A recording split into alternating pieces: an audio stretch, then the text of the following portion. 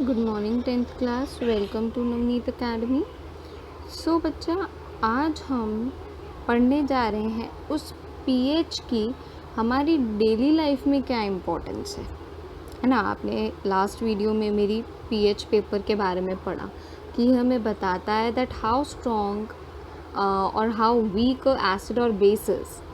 सो अब इस pH paper का हमारी डेली लाइफ से क्या लेना देना। Now are plants and animals pH sensitive? क्या हम हमारे एनिमल्स के या प्लांट्स पर पीएच का इसका कोई इफ़ेक्ट पड़ता है? यस, बहुत पड़ता है। Our body works within the pH of 7 to 7.8, यानी टू न्यूट्रल टू वीक, बहुत वीक, यू कैन से बहुत वीक बेसिक। इस प्रिंसिपल पे हमारी बॉडी वर्क करती है। Okay, now living organisms can survive only narrow range of pH change. When pH of rainwater is less than 5.6, is it called that is called acid rain. Okay, when acid rain flows into the river, it lowers the pH of river water, और उससे बहुत difficult हो जाता है क्योंकि aquatic life उससे बिल्कुल ही unbalance हो जाती है ना। क्योंकि हर एक बॉडी चाहे वो प्लांट्स की हो या एनिमल की हो, सबका अलग अलग पीएच होता है। जैसे हमारी बॉडी, ह्यूमन की बॉडी 7 से 7.8 पीएच के विद इन वर्क करती है। अगर लोअर या हायर हो जाता है तो हमें वर्क करने में, यानी बॉडी के फंक्शन को वर्क करने में डिफ़िकल्टी होती है।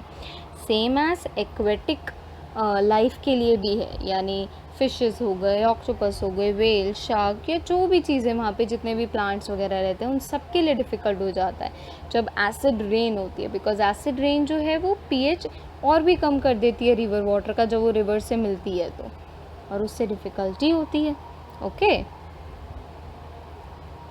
Then we have what is the pH of soil in your backyard.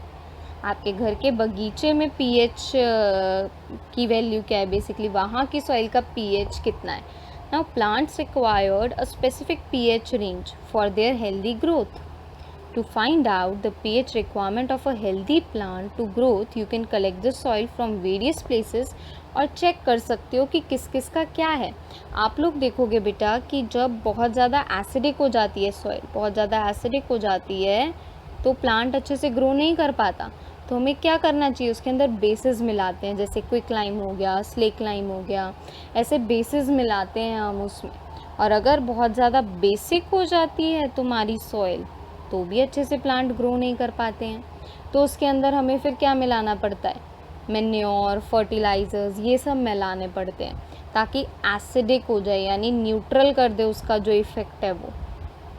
ठीक है, तो ना सॉइल जो है वो ज़्यादा बेसिक होनी चाहिए और ना ज़्यादा एसिडिक होनी चाहिए, अदरवाइज़ तुम्हारे जो प्लांट्स हैं वो अच्छे से ग्रो नहीं करेंगे। अब हमारे डाइजेस्टिव सिस्टम का pH, it is very interesting to note that our stomach produce hydrochloric acid. ये तो हम सबको ही पता है। Now it helps in digestion of food without harming the stomach. क्यों? क्योंकि एक मकस की लेयर बन जाती है जो बिना हार्म किए हमारे फूड को डाइजेस्ट कर देती है और जो हार्मफुल बैक्टीरिया होते हैं उसे किल कर देती है। During indigestion the stomach produces too much acid, जिसकी वजह से आपको पेन, एसिडिटी, इरिटेशन ये सब होता है। अब उससे कैसे रिलीफ पाया जाए? To get rid of this pain people use bases such as antacid, है ना। डाइजीन आप लेते हो, इनो लेते हो, बेसिकली दे आर एंटासिड। उनके अंदर बेस होता है जो उसको न्यूट्रलाइज कर देते हैं। One such remedy must you have suggest by the beginning of the chapter is to neutralize the excessive acid, जैसे magnesium hydroxide which is milk of magnesia, mild base. Even आपको बोला जाता है कि थोड़ा सा दूध पी लो, बिकॉज दूध जो है वो, मिल्क जो है वो स्लाइटली बेसिक होता है तो वो तुम्हें रिलीफ देता है। सो हर चीज़ हमारी बॉडी में एक सिस्टम के से चलती है और ये सिस्टम को अच्छे से चलने के लिए पीएच बहुत ज़्यादा बड़ा रोल प्ले करता है बेटा। ठीक है, next we have pH change. As the cause of tooth decay, यानी जब आपके दांतों में कीड़ा लग जाता है, दर्द होता है, तो उसकी वो भी क्यों लगता है बेटा, क्योंकि पीएच माउथ का चेंज हो जाता है। जैसे tooth decay starts when pH mouth of the mouth is lower than 5.5। आपके माउथ का जो पीएच होता है वो लगभग 5.5 पीएच के इक्वल होता है। अगर इससे कम चला जाता है तो दांत सड़ने शुरू हो जाते हैं। Tooth enamel made up of calcium hydroxyapatite, crystalline form of calcium phosphate, यानी उसकी solid form, is the hardest substance in the body. ये सबसे हार्डेस्ट सब्सटेंस होते हैं हमारे दांत हमारी बॉडी में। It does not dissolve in water but is crore when pH of the mouth is below 5.5। ये डिज़ोल्व तो नहीं होते, घुलते तो नहीं है, बट हाँ करोड यानी इनकी ऊपर की जो इनामल होता है, जो लेयर होती है, वो धीरे धीरे करके हटनी शुरू हो जाती है, गलने शुरू हो जाते हैं अगर माउथ का पीएच 5.5 से कम होता है। Bacteria present in the mouth produce acid by degrading of sugar and food particles remaining in the mouth after eating. इसलिए हमें बोला जाता है कि जब आप खाना खाते हो तो उसके बाद कुल्ला कर लेना चाहिए, ताकि माउथ में जितना भी रिमेनिंग फूड है, बैक्टीरिया है, वो रह ना जाए दांतों में, और उससे क्या होता है कि वो दांतों में एसिड प्रोड्यूस करते हैं, जिसकी वजह से हमारे दांतों की इनामल करोड़ हो जाती है। The best way to prevent this to clean the mouth after eating food, use toothpaste which are generally basic for cleaning the teeth, ताकि वो एक्सेस एसिड को, जो आपके मुंह में बचा हुआ खाना है या रह जाता है या अगर कुछ भी है, तो वो उसको न्यूट्रलाइज़ कर दे, क्योंकि हमें पता है कि एसिड प्लस बेस न्यूट्रलाइज कर देते हैं एक दूसरे को, न्यूट्रलाइजेशन रिएक्शन क्रिएट हो जाता है। Okay, now next we have self defence by animal and plants through chemical welfare. Have you ever been stung by a honey bee और honey sting leave on an acid which causes pain और irritation? तो हम लोग क्या करते हैं, अगर honey bee डंक मार जाती है तो उसके डंक में क्या होता है, फॉर्मिक एसिड होता है। आप लोग ने 7th और 9th क्लास में दोनों में पढ़ा है फॉर्मिक एसिड के बारे में। सो ये फॉर्मिक एसिड जब आपके बॉडी में जाता है तो वो पेन और इरिटेशन देता है। तो हमें क्या करना चाहिए, एसिड पे बेस लगा लेना चाहिए, such as your baking soda. उसको हल्का सा रब कर दो तो क्या होगा, जो वो स्टिंग है एक तो बाहर निकल जाएगी और एसिड प्लस बेस न्यूट्रल कर देगी, यानी वो जो बेस जब हम बेकिंग सोडा अप्लाई करेंगे तो इस एसिड का इफेक्ट वो न्यूट्रल कर देगा। Okay, now stinging hair of nettle leaves inject the methanoic acid and causes burning pain। और इवन ये जो आपके होते हैं बाकी के इंसेक्ट्स भी होते हैं, ये भी मेथनोइक एसिड क्रिएट करते हैं, इंजेक्ट कर देते हैं आपकी बॉडी में, जिसकी वजह से पेन होता है। ठीक है, तो जितने भी ये सारी हनी बीज वगैरह या ऐसी होती हैं इंसेक्ट्स वगैरह, फ्लाइज, तो ये क्या करती हैं आपकी बॉडी में वो डंक अपना छोड़ देती हैं, और उन डंक में एसिड होता है, जिसकी वजह से हमें पेन और इरिटेशन होती है उस प्लेस पे। एंड आफ्टर दैट अगर आप बेस उस पर रब कर देते हो तो बस इफ़ेक्ट को नलीफाई कर देते हो आप। ओके, देखो यहाँ पर दे रखे हैं कुछ एसिड और उसके sources. Number first we have the vinegar. Vinegar में कौन सा एसिड होता है, एसिडिक एसिड। ऑरेंज में सिट्रिक एसिड, टर्मरिन में टार्टरिक एसिड, टोमेटो, और इवन यहाँ पर आप स्पिनच भी लिख सकते हो, और your spinach also contain oxalic acid. Okay, और ऑरेंज की जगह आप लेमन ले लो, उसके अंदर भी सिट्रिक एसिड होता है, देखो यहाँ लिखा हुआ है। जितने भी सिट्रस फ्रूट होते हैं उसके अंदर सब में सिट्रस एसिड होता है। सॉर मिल्क और कर्ड बेसिकली, दही में lactic acid, ant sting methanoic acid, nettle skin methanoic acid. Okay, और हनी बी की स्टिंग कौन सा एसिड, yes formic acid is the answer. अब ये तो हमने बच्चा एसिड और बेसिस के बारे में पढ़ लिया अभी तक, ठीक है, उनको कैसे आप पहचानते हो कि वो एसिड या बेसिस हैं, और बेसिकली वो एसिड एंड बेसिस होते क्यों हैं, और जब एसिड और बेस को आप मिक्स करोगे तो क्या फॉर्म होता है। अब हम जानते हैं थोड़ा सॉल्ट के बारे में, more about salt. In the previous sections we have seen the formula of salt during the various reaction, और स्पेशली हमारा न्यूट्रलाइजेशन रिएक्शन, जिसके अंदर हमने देखा था that acid combines with base then it gives us H2O, your water and your salt, है ना।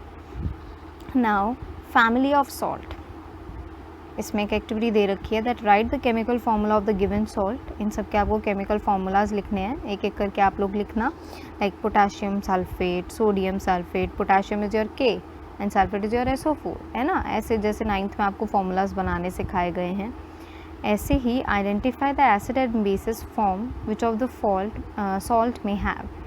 अच्छा, अब एक चीज़ आप यहाँ पर देखोगे बेटा कि वो यहाँ पे पूछा हुआ है आपसे कि जैसे एक पर्टिकुलर सॉल्ट है, उसका pH लेवल कितना है। यानी अगर आप ये जो सारी ऊपर आपको सॉल्ट दे रखी थी, पोटाशियम सल्फेट, कैल्शियम सल्फेट, इन सब का अगर आप pH पेपर पे टेस्ट करोगे तो ये सॉल्ट जो है वो एसिडिक आएगी, बेसिक आएगी या न्यूट्रल आएगी, आपसे ये पूछा गया है।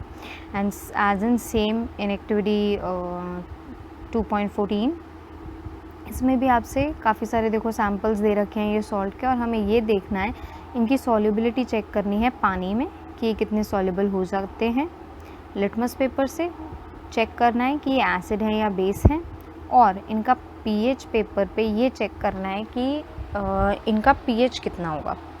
तो आप लोग क्या देखोगे दैट सबसे कॉमन सॉल्ट जो हम लोग अपने घरों में यूज़ करते हैं, खाने वाला नमक आपका कौन सा होता है, वो sodium chloride, sodium chloride NaCl। ये जो सॉल्ट होता है ना हमारा, ये हमारा होता है न्यूट्रल इन नेचर, ठीक है। ये क्या होता है हमारा NaCl बच्चे, न्यूट्रल इन नेचर। अब अगर मैं कहती हूँ कि मैंने क्या किया, एक strong acid plus weak base को आपस में मिक्स किया, देन अब ये जो सॉल्ट देगा इसका नेचर कैसा होगा। यस, एनीवन, थोड़ा सोचो, थोड़ा सा दिमाग लगाओ, 1 मिनट वीडियो पॉज करो और सोचो कि क्या होगा जब एक स्ट्रॉन्ग एसिड और एक वीक बेस आपस में मिक्सअप होंगे तो। यस, जब एक स्ट्रॉन्ग एसिड और एक वीक बेस आपस में मिक्स होंगे तो वो एक सॉल्ट बनाएगा जो कि एसिडिक होगी। वाई सो, क्योंकि स्ट्रॉन्ग एसिड है ना हमारे पास। सेम एज मैं एग्जाम्पल लेते हूँ दैट वी हैव बच्चा स्ट्रॉन्ग बेस और वीक एसिड है मेरे पास। नाउ जो सॉल्ट बनेगा वो कैसा बनेगा, बेसिक सॉल्ट बनेगा, है ना। न्यूट्रल नहीं होगा वो सॉल्ट, ना एसिडिक होगा वो सॉल्ट, वो कैसा होगा, वो बेसिक होगा। तो इनके बेसिस और एसिड्स के ऊपर डिपेंड करता है, ठीक है। तो सॉल्ट बेसिकली आपकी एसिडिक भी हो सकती है, बेसिक भी हो सकती है और न्यूट्रल भी हो सकती है। आई बात समझ में? Okay, no salt of a strong acid, see जो मैंने बात बोली वही सेम चीज़ यहाँ लिखी है, salt of a strong acid and strong bases gives you neutral with pH 7। Basically pH की वैल्यू 7 होगी तो न्यूट्रल सॉल्ट देगा। On the other hand salt of strong acid plus weak base gives you acidic, जिसका जो pH होगा वो less than 7 होगा। And those of a strong base and weak acid, अब इसमें स्ट्रॉन्ग बेस है तो सॉल्ट कैसा बनेगा, बेसिक इन नेचर बनेगा और उसकी pH वैल्यू जो होगी वो ग्रेटर देन 7 होगी, सॉरी ग्रेटर देन 7। ओके, आई बात समझ में? सो ये बेसिकली